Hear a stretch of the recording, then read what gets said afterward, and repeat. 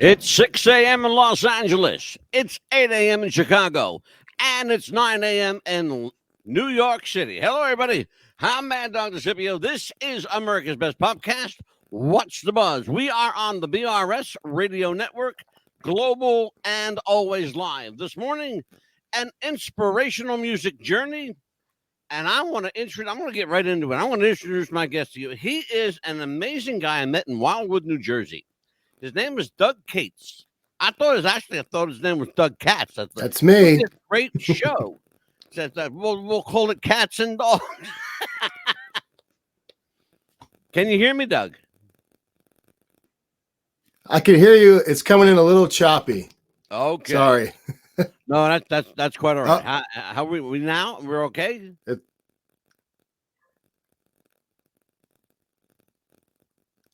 Are we okay? We're having a little issue here. Go figure. Go figure. We're having a technical issue. If it's live, it's going to happen for sure. I'm going to make sure that we can hear each other. Doug, can we hear each other?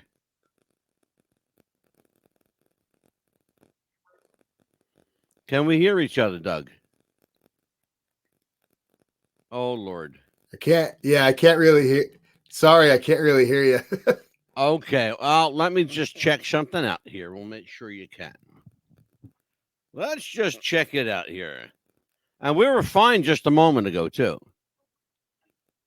Check 1, 2. No, well, we're good here. Yeah, we were good before, but now it's yeah. Sorry about that. No problem. I'll tell you what. Why don't you pop out and pop back in? Hop out and hop back in?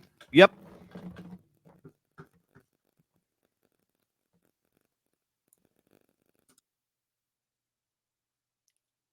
We're having a little technical. We were fine just a moment ago.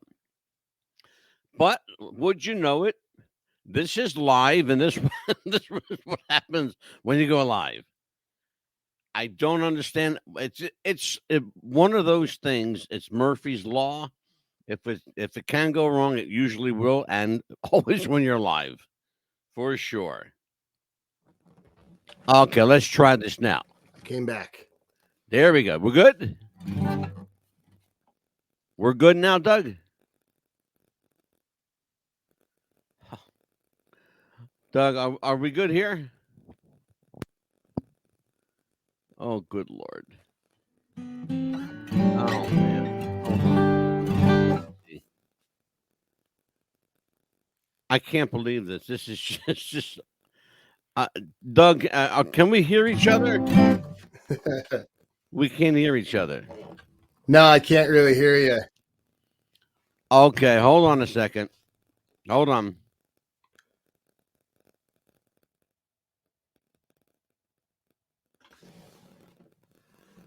Okay, how about this? Are we all right now?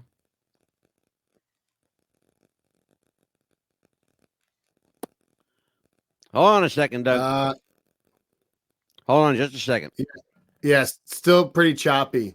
Do you think I should go out? I can go outside if you want. Get better signal. You're fine.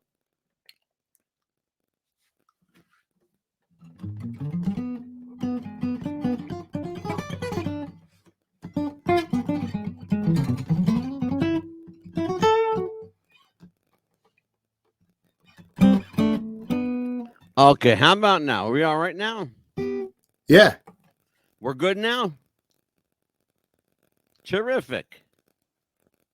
All right, terrific. It's better, but it's not perfect. I would love to know what the heck is going on here. Let me check my microphone. I'll check my mic for just a second, folks. Hold on. We'll figure this out. You're coming in a lot clearer now, for sure. Okay, we're good now? Yeah.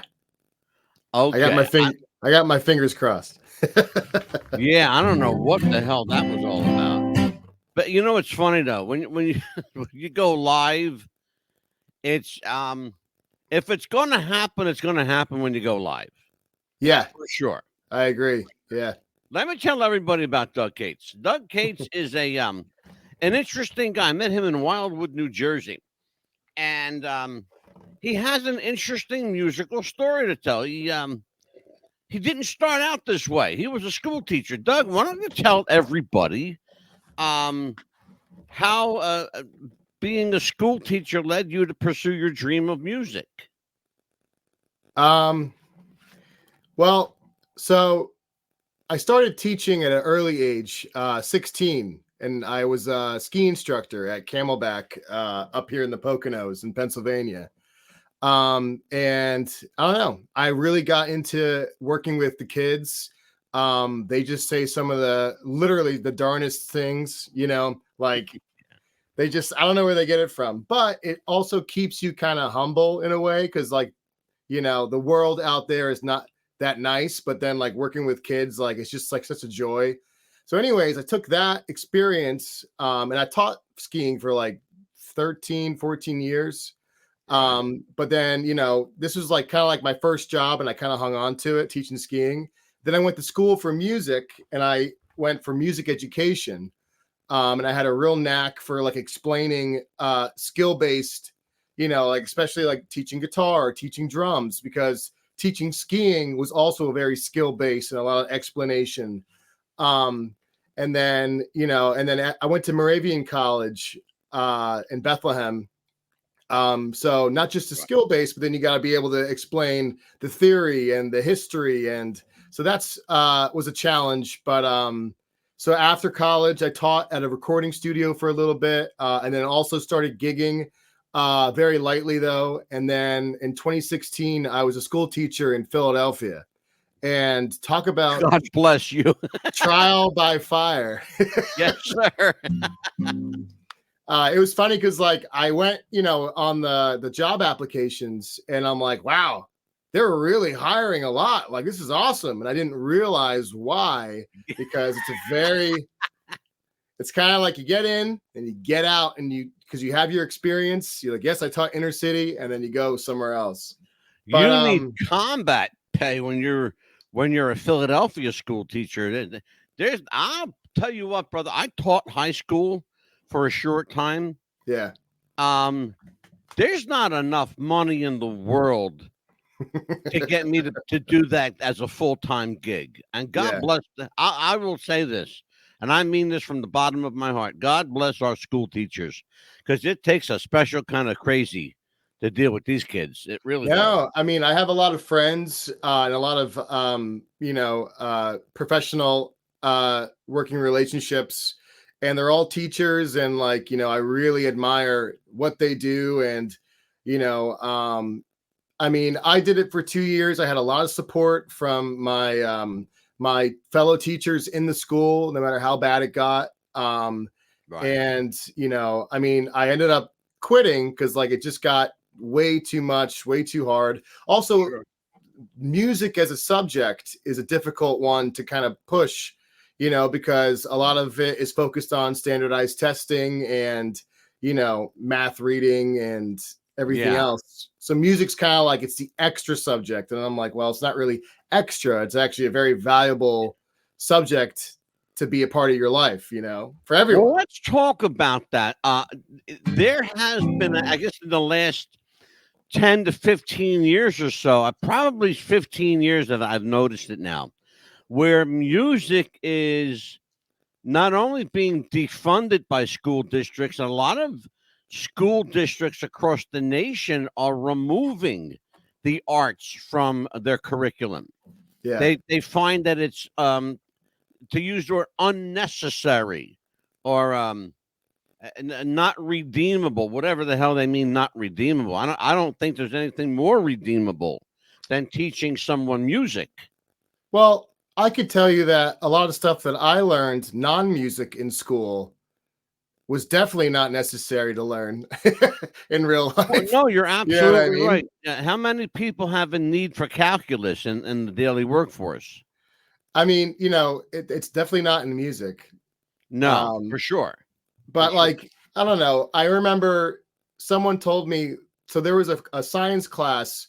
was called Field Environmental, and we would learn about the different tree species and the bird species of Pennsylvania, amphibians. And I thought that was really cool because it kind of Sure. like, it's like, oh, I can point out, a red oak or, a chestnut, they turned it into a recycling class about recycling and reusable and all this stuff. And I'm like, that's really freaking boring. I Like, can imagine it would be. The journey into music full time could not have been an easy one, particularly in a market that's flooded with solo guitar players. I mean, everybody and his brother has a guitar. yeah, I have two of them right. that I don't play.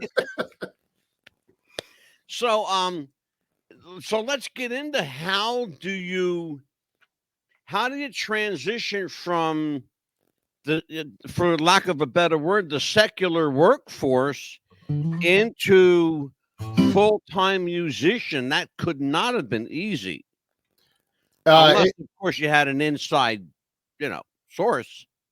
No. It's definitely it's a lot of trial and error, and it's like, what do they say? Like, every chance you don't take is a chance missed or whatever. So, Absolutely, I yeah. mean, also my mom always said, what's the worst they're going to say is no.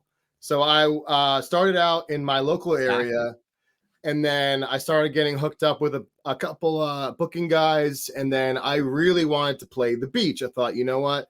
I want to play the beach. Let's see what we can do. And I just emailed and Facebook messaged all the venues. And sooner or later, one of them was like, hey, we have an opening. Can you come and play? Yeah. And then another connection was I was in New Hope at a winery, and I played Jack Johnson requests for this couple. And little did I know that he was the president of a resort in Avalon, the Beachcomber. So that was my first. God, sure. That was my Sure. first in, and we're like great friends. Been to their house, play all their parties, But that was like the start. And then once I had that on my Yeah. resume, like, I play in Avalon. They're like, you play in Mhm. Avalon? Well, you should play at our place. I'm like, okay. And then I just Sure. worked my way through Cape May and Wildwood, and yeah.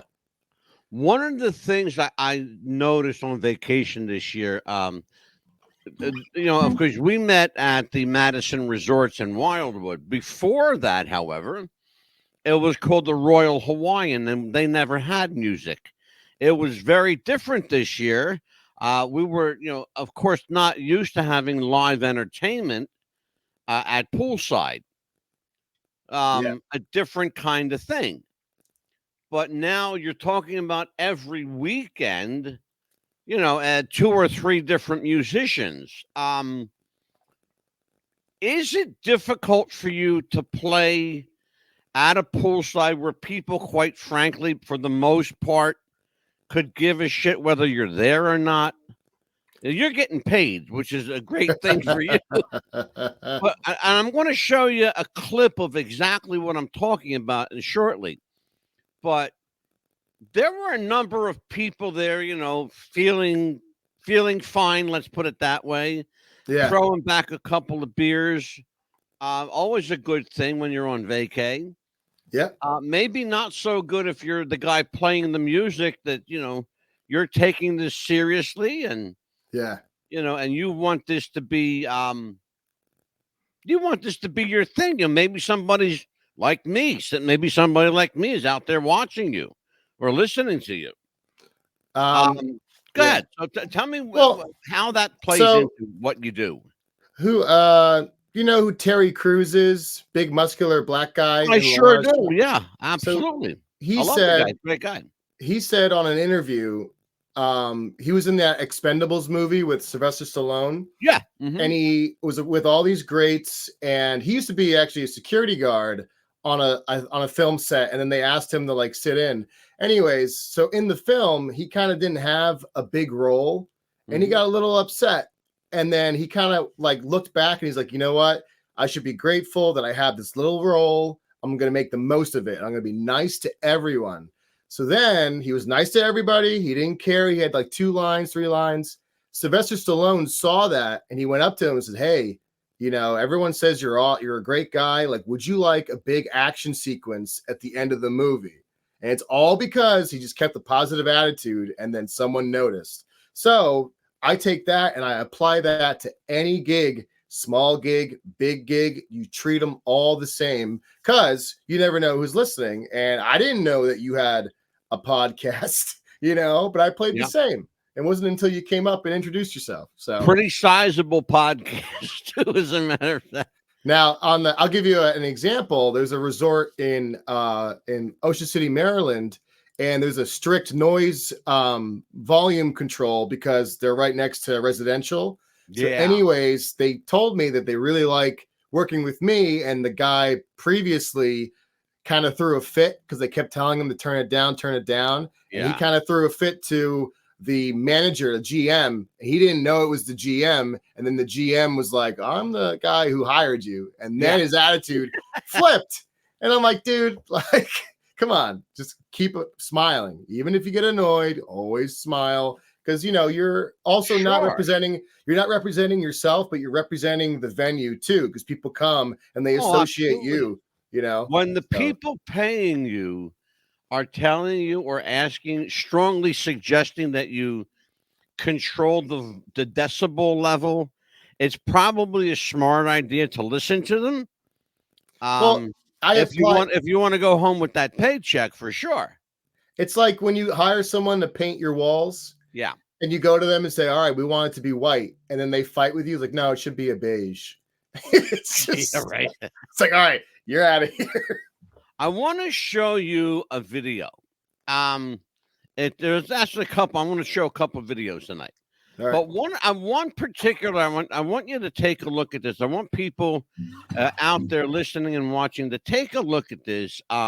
This is what Doug Kaetz does on a daily basis. And I admire him for this. You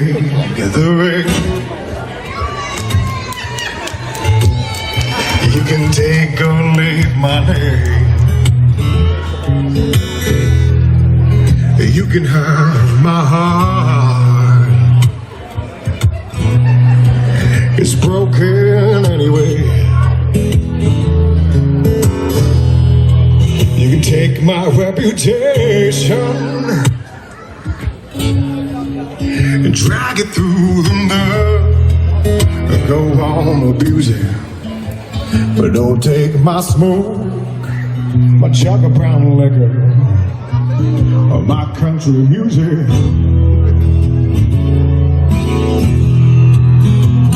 I've got bottles and bottles stuck to the ceiling. I get stone falls of apple. It helps with the healing when it all goes to hell. The only thing I believe in is weed, whiskey and relief. I've got bottles and bones stuck to the ceiling. I get stone falls of apple. It helps with the healing when it all goes to hell. The only thing I believe in is weed, whiskey and Willie. I wanted to play that because the camera panned around and got the whole panoramic view of the crowd. Yep. There might have been one person there looking at you. Maybe. How do you deal with that when nobody's looking? Well, that was a really good gig. And that's one of my favorite songs. That's Weed, Whiskey, and Willie by the Brothers Osborne. So that's a funny thing for me, because if I'm sounding good and I'm playing good and my voice is nice and loose and the sound is good, I'm having a blast and I could care less who's listening. You know what I mean? Oh, good for you. Because I know, and I'm also, I'm my own worst critic.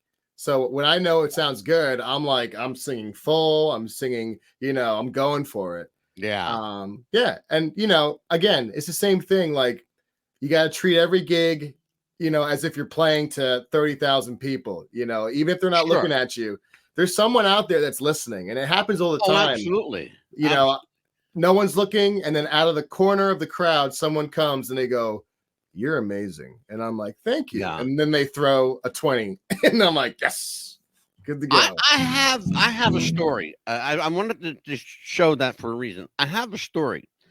I was at a wedding. Yeah. Where, there was an outside wedding, outdoor wedding, and of course the band was set up outside. I have to tell you, this actually happened. The band stopped playing, and the lead, whatever the leader of the band or the vocalist or whoever the hell he was, Yeah. said, "If you guys don't quiet down, we're going to stop playing." At the Now, wedding? at a wedding. Yes. I'm not making this up. They said, if you guys don't quiet down, we're going to stop playing. And somebody yelled out, "Then go the F home." That's awesome. Yeah, it happened. And I saw it myself. And they said, "Well, go the F home." Yeah. At which point, the band packed up their shit and went home. The rest of the wedding, Doug, I cannot make this up to you. The rest of the wedding was played through the venue's loud system outside from the radio. And it was great. It was great. Everything was piped in from the radio. But what do you do? Like, I don't know. I'm sure you've had some strange shit happen. What do you do when the unexpected like that happens? Or like the unexpected like happened to us tonight? When something goes wrong that's not supposed to go wrong, what do you do? Well, I mean, I always try to troubleshoot. So, like, for example, if you want to talk about our connection problems, maybe it's because I'm in my little home studio. I could have taken my phone outside and getting better reception. There's always a solution. Yeah. But like, things have gone wrong many times on gigs, whether it's a cable is wrong or my guitar has stopped working. That's why I always bring 2 guitars. Or like we have to plug into a house system, and the house system at the venue sounds like, garbage. Yeah. So, Sure. So, I mean, I've stopped gigs and I'm like, we like 2 songs in, even with the band. And I'm like, guys, it just doesn't sound right. And I'm like, it's bothering me. And I run out to the car, I grab all my stuff, and the manager, kind of was like, well, we have our stuff. And I'm like, listen, it doesn't sound good. We're here to do a good job. Yeah. And then I plug all my stuff up and it sounds great. And then, then it's good. But that comes with experience. It's not really, sure. It's not like some people will look at it as like, oh, it's, you're very ego, like you need to use your stuff. And it's like, well, I have really nice stuff. Yeah, for sure. You want to use it. Absolutely. Of course. So anyways, every musician, and I know a lot of musicians, a lot of, solo acts. I know a lot of bands because of what I do. Yeah. I run into musicians all the time. Every musician I know, without exception, everyone that I know has had the gig from hell. Yeah. Okay. Oh, I have one if you want to know. I want to know, what is your gig from hell story? Yeah. Well, this happened this year. So it's recent. Yeah, it's recent. Yeah. And I have no problem talking about it because I really was like super annoyed. So anyways, I got scheduled for every Monday in Long Island on Fire Island at a venue called Flynn's. And everyone's really nice there. But the thing about I had a Monday night. So you're already kind of like, okay, well, it's mainly a weekend spot. Let's see who's there on a Monday. But you have to go from Pennsylvania through New York on the George Washington to Long Island Expressway. It's about 3.5 hours. With traffic, it gets to 4 hours. Yeah. And to get to Fire Island, you have to take a ferry. And it's not a car ferry, it's a passenger ferry. So I take all my stuff on my cart and I would bungee cord everything, and the cart would be taller than me with my guitar too. So all my speakers, my mixer, everything, and I would give it to the kids, like these college kids, and they would wheel it onto the ferry. But you also pay for parking. You would have to pay for the ferry ticket, and I would pay $10 for them to put my giant cart on the ferry.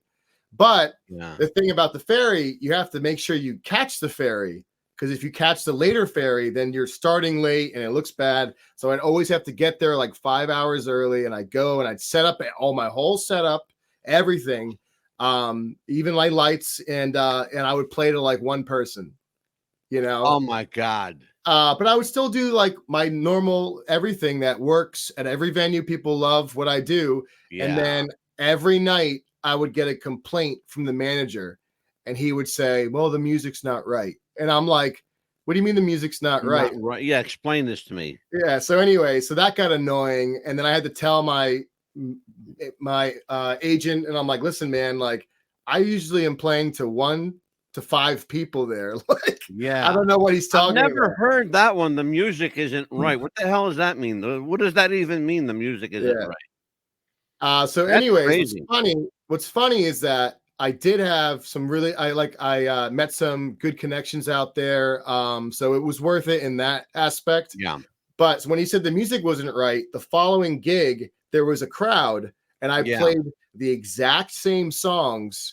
And then he said, yeah, the music was a lot better this time. And I'm just thinking to myself, I played the exact same set list. Like, so let's talk about this. In addition to DougKaetzMusic.com, you also have a band from the Dark River Band. Where did that come from? How did that corroboration happen? Is that your band, or did you join them? No, that's from the Dark River. Is if you look up what Doug means, and it's some kind of like Nordic meaning. It's like from the dark water, from the dark river, from the dark something. If you like trace the name back. So anyways, that's actually a band name I'm trying to retire, because more people know Doug Kaetz than anything. Sure. From my solo stuff.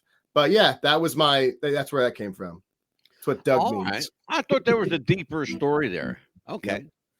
The second clip I want to show is it looks like a bar gig. I'm going to talk about this kind of a venue. Check this out.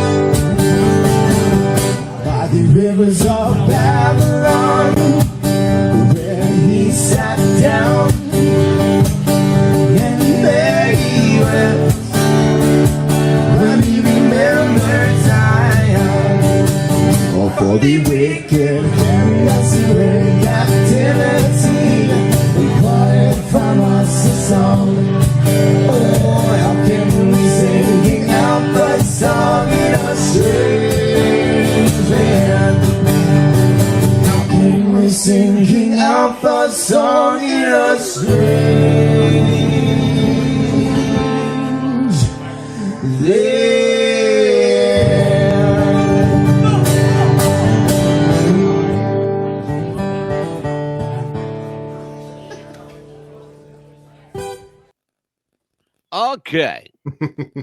That's an The old one. ever popular bar gig. Yeah. Let's talk about playing to a bunch of drunks.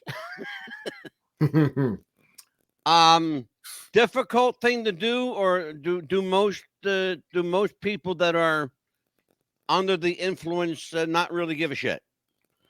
And is it bothersome to you, someone who takes his music seriously? No, because I'm very good at reading the room and seeing what works. Sure. And also I call it fishing. So like I'm throwing out classic rock, maybe some reggae, maybe some more modern, and I'm seeing what people turn their heads to, what they're gonna clap to, and then I'm like, okay, well then if they clap to this, let's go to this route, and then you figure it out, and it goes well. You know, Doug, are you limited to the kind of music you can play being a solo guitarist? no. Okay, I'm asking for a very specific reason. Yeah. Largely, the people that I've seen play the acoustic guitar, very few have electric accompaniment to them. You have a little bit of a different setup because you're highly synthesized. Yeah. Yeah, and I want to talk to you about that. You're kind of like, you remind me of the old-fashioned one-man band. Yes. And I mean that as a compliment. Thank you. Because the guy who, and I'll be just very candid with you, the guy that preceded you at the Madison the day before was quite stoic. He had a very limited range. He could only play acoustic.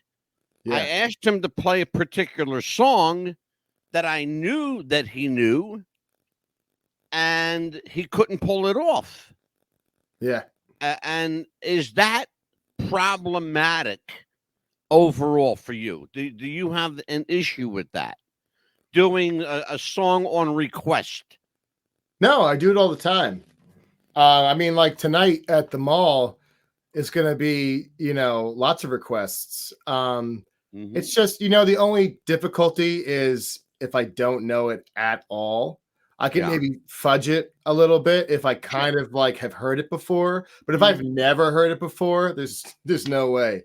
But like, usually I'm pretty good with that. And I have it set up right now, my iPad. So I have all my list.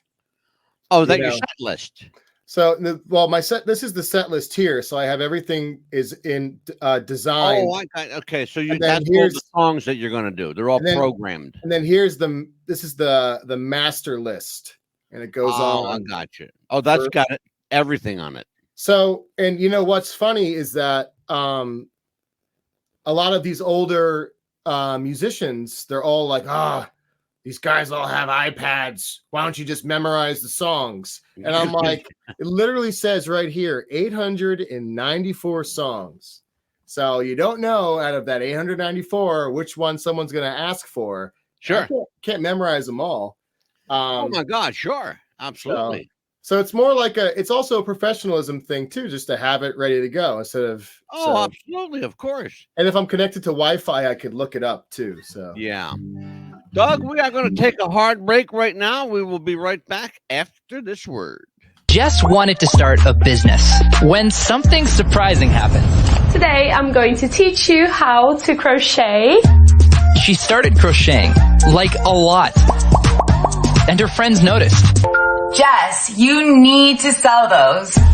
So, she signed up for Shopify and started building her business. Yes, I love that. And after a lot of hard work, this happened. Oh my gosh, I just made my first sale! You see, every day, hundreds of businesses get their first sale on Shopify. We got a ding!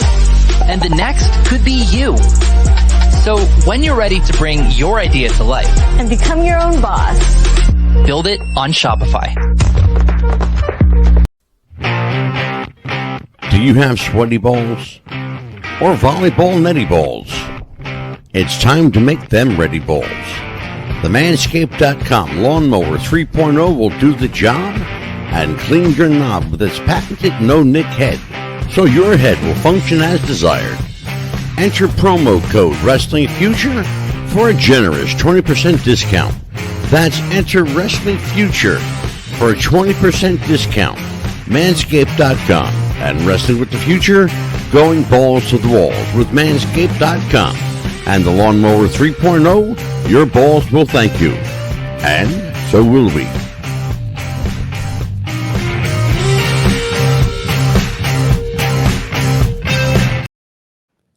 WWTF 88.7 broadband radio station is live and global around the world. And today, lucky enough to talk to somebody I like. Doesn't happen often, but once in a while it does. Doug Kaetz at DougKatesMusic.com is my guest. Doug is a former teacher turned musician following his life's dream. Yep. You're a full-time musician. Yeah. Which means that you have to be responsible for your own gigs. Do you still get your own gigs, or you have like an agency working with you? How do you get your work? Yeah. So I work with an agency. My main one is called Beat Gig. Sure. Yeah. And Beat Gig. Beatgig.com, by the way, folks. Yeah. I don't have the app on my iPad. It's on my phone, but that's what's cool about them is that they designed an app. Whereas a lot of other guys, it's through a lot of emails or texts or Facebook message. Mm-hmm. So I like them for the app. And I can just click on the app and I can see all the details, like what the address is, any specific details from the venue, my payment. And payment is all direct deposit. So there is no collecting checks or cash at the end of the night. Oh, wow. So it's kind of nice in that regard. That's different. Wow. Yeah. So, and then also, like, if there needs to be an adjustment in pay, you know, Sure. they just, like, for example, if I'm asked to play another hour, they can just quick edit it and it's like good to go. See, back in the day, Doug, there was a guy named Louie that used to come up to you and go, I think we're going to take our money and run tonight. Well, no, you have to play another hour. No, you don't understand. This is how we're going to do it. Okay. Those days are gone then, right? Well, I think there's still some people that have that mentality, but yeah, no neck Louie, right? Yeah. You have your guitar there. It would be absolutely a crime for me not to ask you to play something. What is your favorite song to play? I'm going to make you a happy camper. What is your favorite song to play? So, well, I have prepared the song that I just released. I was going to play for you. Do that. Absolutely. Yes, sir. So tell everybody what it is, and I'm going to bring you up on the big camera. Yeah. So this song was written, checking my tuning. Oh, and undo the tuner. Sounds good. This song was written for a friend who passed away like 10 years ago. His name was Albert. He was a friend from college. He taught me. He was like a monster guitar player, and just like a really energetic, funny guy. But he taught me a lot, and you know, he passed away unexpectedly. So I wrote this song for him, and it hasn't been recorded until this year. And I went in the studio up here in Stroudsburg with Dan Malsh at Sound Mind Studios, and it was the first fully produced original song that I've ever done. So that means, you know, we did acoustics left and right. We did electrics, bass.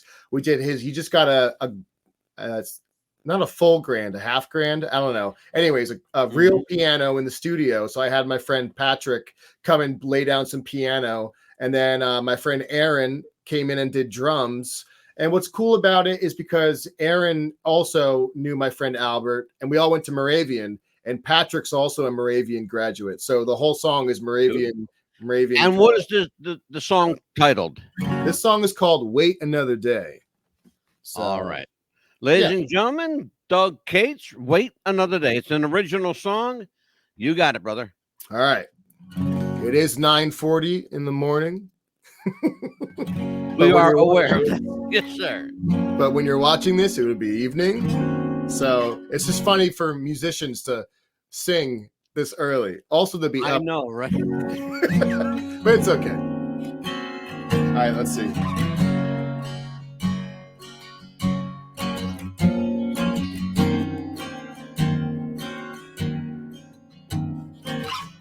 My brother, my other, why do we feel the same?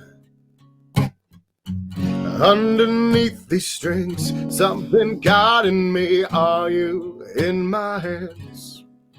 I keep hearing things. Are you whispering melodies in my ear?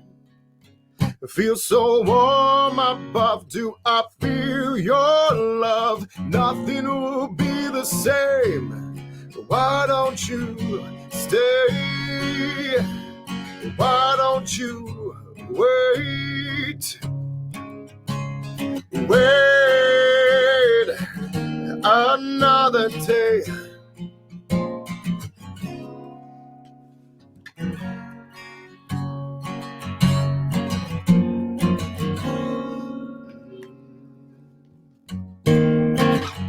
I break down within your sound, tears build up in me. Alone with my guitar, my heart is so heavy. If you need a piece, take it now. My love is full and plenty.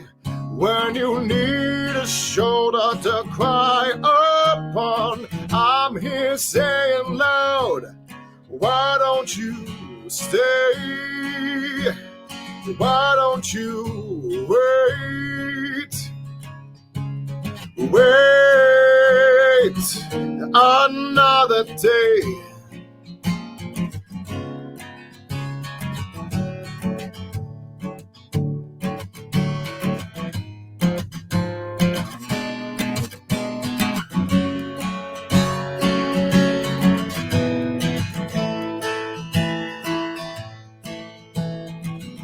One day I'll see you. One day I'll meet with you in heaven.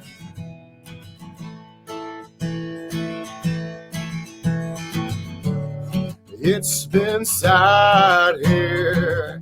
In darkest hour I return to the memory of you, a younger man's view.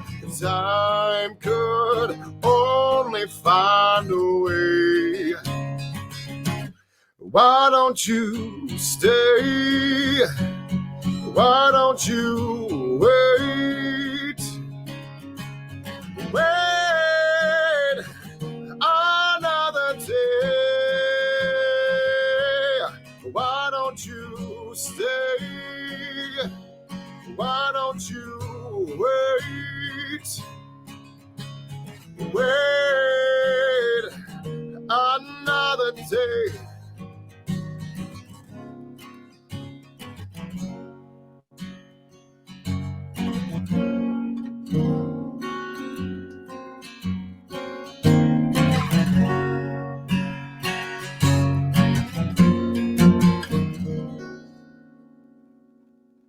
I like those chords.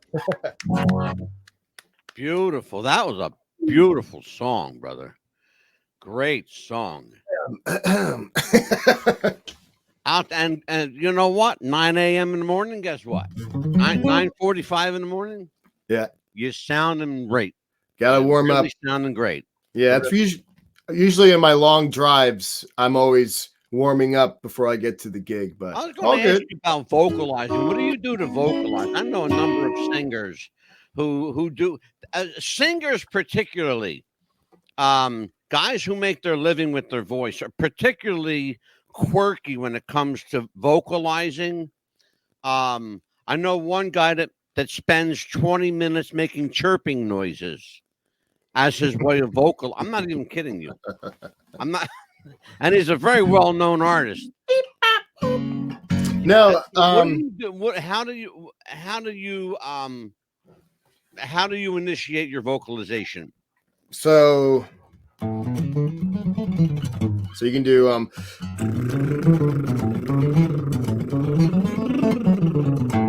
so lip twirls are really good. There you go. Because the lip twirls, they also loosen like everything up in here, you know.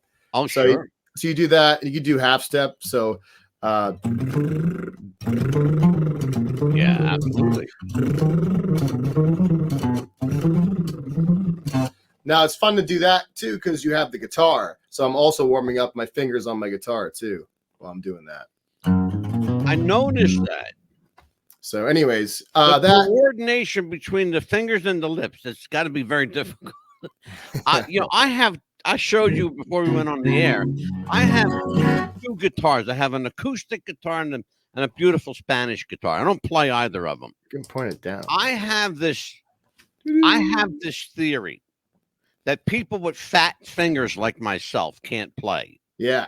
Okay. True or false? Is it possible for fudgy fingers here to play? So, I mean, they make different sized necks on all guitars or different. It depends on, the guitar could actually help you a lot. Like, I mean, you should have tried my guitar when I saw you last, but it is possible, but you're right. Having bigger fingers, I think your fingers would be good for piano. You know what I mean? It's fun because I play a little piano. Yeah. My mother played piano. Yep. My mother played piano. She'll be 89 on Thursday of this week. Oh, wow. Yeah. 89. So, no. She grew up playing piano. And it's funny because my late father, was an accordionist. He played the accordion, which was also a keyboard. Yeah. Kind of thing. And my father was the most uncoordinated guy in the world, but he could do that accordion shit. Now you don't even see accordions anymore. I don't even know if they still make them things. You gotta go to polka, find a polka spot. But they still do. Is polka still? Yeah, I know. Actually, I know a guy who does a drum. I know a drummer. His name's Dave Betts. He plays accordion in a polka band. No shit, for real. Yeah. Mm-hmm. Wow, I thought polka was like way old school. No. Wow, it's thriving. I'll tell you what, brother. This was a fast hour. It really was. Let me tell everybody what's coming up tonight. First of all, if you missed Doug Kaetz, you will see him again Thursday night on a special encore presentation. We will broadcast that again on our radio and visual outlets, Tubi TV, Roku, Amazon Prime, any number of, you name it, we're there. More than 3,000 platforms around the world. We are number 17 right now on Podbean. We've got, and thank you for this one, folks. We broke the 9 million mark on Spotify. Thank you so much for that. That brings our total worldwide subscribers to 13,400,000 and rising. And I'm grateful for that. Thank you so much. Tonight on the show to help us celebrate is Mark Sotkin. He is the writer, producer, and director of The Golden Girls, Blansky's Beauties, The Golden Palace, It's a Living, Laverne and Shirley, and a number of your favorite television programs from around the world. Mark is also the author of Everything About It Is Appealing. That's his podcast, and written a couple of books, The Comatose Adventures of Lenny Rose, Kinda Dirty Paris Confessions, and With Time Off for Bad Behavior. He will talk more about these tonight at 7 p.m. Eastern, right here on What's the Buzz, America's Best Podcast. But until then, I have to say goodbye and good luck tonight. break a leg. Yeah. Doug Kaetz, you can find him at DougKaetzMusic.com and Facebook.com/From the Dark River Band. Do me a favor and tell everyone out there, Doug, where they can find you, what gigs you got coming up, where they can see you play, promote all your socials. All right. Well, it's at Doug Kaetz _music on Instagram, TikTok.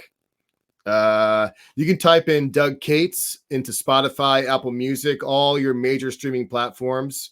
So the song I just played, Wait Another Day, is out now. Very happy with the way it came out. It's a full band mix, and then there's a second version, just acoustics and piano. It's awesome. It would mean a lot if you go out, check it out, listen to it.